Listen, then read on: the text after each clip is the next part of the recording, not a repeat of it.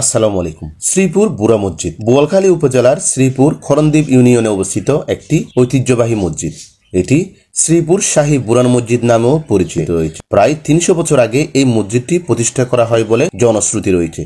তবে এই মসজিদটি কত সালে প্রতিষ্ঠিত হয়েছিল তার সঠিক দিনক্ষণ কারো জানা নেই। চট্টগ্রাম শহরের কেন্দ্রস্থল হতে প্রায় ২২ কিলোমিটার দূরে বোয়ালখালী উপজেলায় শ্রীপুর খরণদ্বীপ ইউনিয়ন পরিষদ ও শ্রীপুর মুন্সিরহাট সংলগ্ন এলাকায় এই মসজিদের অবস্থান। ধারণা করা হয় মুঘল আমলের শেষের দিকে প্রথমে সনের ছাউনি দিয়ে এই মসজিদটি গড়া হয়েছিল। জনশ্রুতি রয়েছে নামাজের সময় হলে এই মসজিদে গায়েবে আজান হতো। চট্টগ্রামের তৎকালীন প্রশাসক থানাদার ওয়াসিম চৌধুরী এই মসজিদ প্রতিষ্ঠা করেছিলেন বলেও জনশ্রুতি রয়েছে। তার দাদা শেখ নাসির উদ্দিন তৎকালীন অবিভক্ত ভারতের গৌড় এলাকা থেকে এই ইসলাম প্রচারের উদ্দেশ্যে এদেশে আগমন করেছিলেন। খুব সম্ভবত শেখ নাসিরউদ্দিন এলাকার মুসল্লিদের নামাজ আদায়ের সুবিধার্থে এই মসজিদ প্রতিষ্ঠা করেন। নামকরণ সম্পর্কে জানা যায় ওয়াসিম চৌধুরীর পিতা একজন ইবাদত ব্যক্তি ছিলেন। তিনি ইবাদত বন্দিগিতে এতই মশগুল থাকতেন যে পারস্পরিক অবস্থান কোনো খোঁজ খবর তিনি রাখতেন না।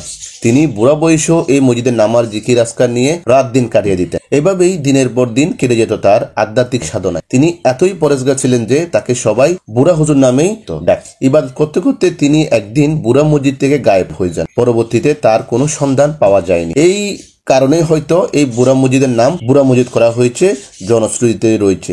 তবে এই বুড়া মসজিদে প্রতিদিন অসংখ্য মানুষ আসে। তবে সাপ্তাহিক জুমার দিন এখানে আশেপাশের অনেক জায়গা থেকে দূরদূরান্ত থেকে মানুষ নামাজ আদায় করতে আসে।